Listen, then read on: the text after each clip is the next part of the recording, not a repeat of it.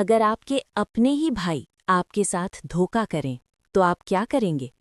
चुपचाप सह लेंगे या फिर अपने हक के लिए लड़ेंगे?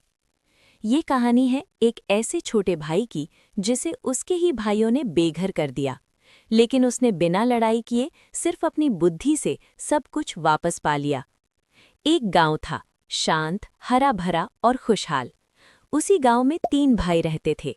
बड़ा भाई रघुनाथ, मंझला भाई गिरधारी और सबसे छोटा भाई मोहन। तीनों की शादी हो चुकी थी, लेकिन एक दिन उनके पिता का देहांत हो गया। अब बारी आई जायदाद के बंटवारे की। रघुनाथ ने कहा, मैं सबसे बड़ा हूं, इसलिए बंटवारा मैं करूंगा। गिरधारी तुरंत बोला, हाँ भैया, हमें मंजूर है। मोहन मासूम था, भैया आप जो करेंगे वही सही होगा। सबसे पहले खेत का बंटवारा हुआ। रघुनाथ बोला, 2 उपजाऊ खेत हैं, एक मेरा एक गिरधारी का, और जो बीच की पतली जमीन है वही मोहन की। मोहन चुप रहा, लेकिन दिल टूट गया। अब बारी आई आम के पेड़ की। 2 शाखाएं, एक मेरी एक गिरधारी की, और जड़ वो मोहन की। अब घर का बंटवारा हुआ। 4 कमरे, 2 मेरे 2 गिरधारी के, और छत वो मोहन की। आखिर में पैसे आए। नए सिक्के हम दोनों लेंगे और पुराने बेकार सिक्के मोहन के। मोहन को सिर्फ 3 पुराने सिक्के मिले।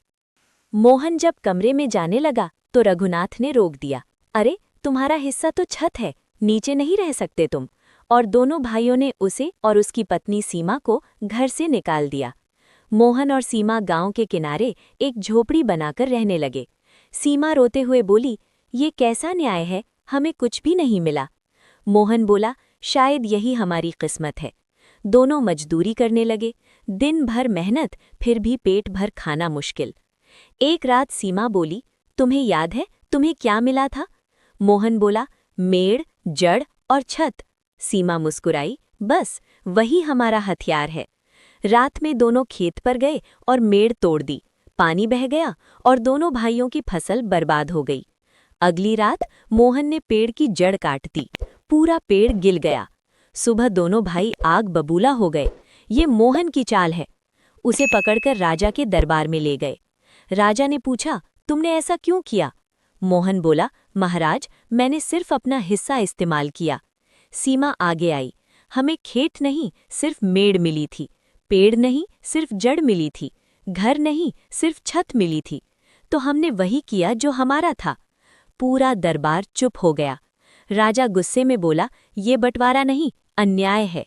राजा ने आदेश दिया, तीनों को बराबर खेत, पेड़ बराबर, घर बराबर, पैसे बराबर।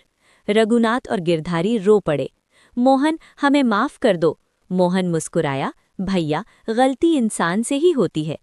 तीनों भाई फिर से साथ रहने लगे, और इस बार बराबरी और प्यार के साथ। लालच हमेशा नुकसान देता है, बुद्धि से बड़ी कोई ताकत नहीं।